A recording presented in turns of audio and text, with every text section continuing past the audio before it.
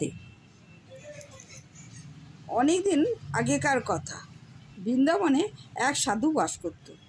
সে রাধারানীর খুব বড় ভক্ত ছিল। সে রাধারানীকে দর্শন করে তবে কাজে বেরোত। সাধু মাধবকড়ি করে খেত। এক বৎসর বৃন্দাবনে বৃষ্টি হলো না, তার ফলে শস্য উৎপাদন হলো না। সাধুকে কেউ ভিক্ষা দিতে চাইতো না। সবাই বলতো, আমাদেরই খাবার নেই, তোমাকে কি দেব। এইভাবে সাধু 4-5 দিন কেটে গেল, ভিক্ষা না পেয়ে অনাহারে রইল।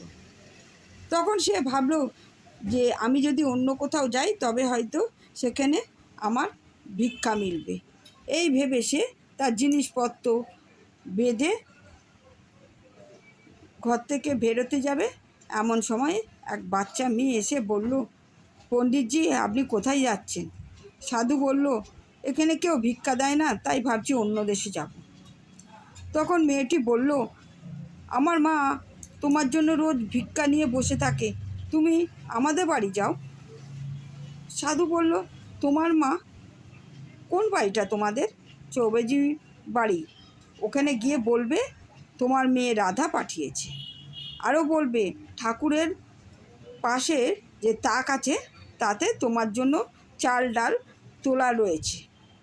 সাধু ঝোলা রেখে তাড়াতাড়ি চৌবেজির বাড়ি গেল।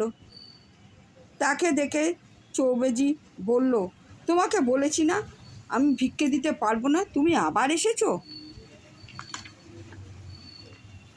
তখন সাধু বলল, তোমার মেয়ে আমাকে পাঠিয়েছে, এখানে আসতে বলেছে। সে আরও বলেছে যে ঠাকুরের পাশে তাকে আমার জন্য চাল ডাল রাখা আছে। চৌবেজি স্ত্রী এমন সময় সব শুনে বাইরে এলো।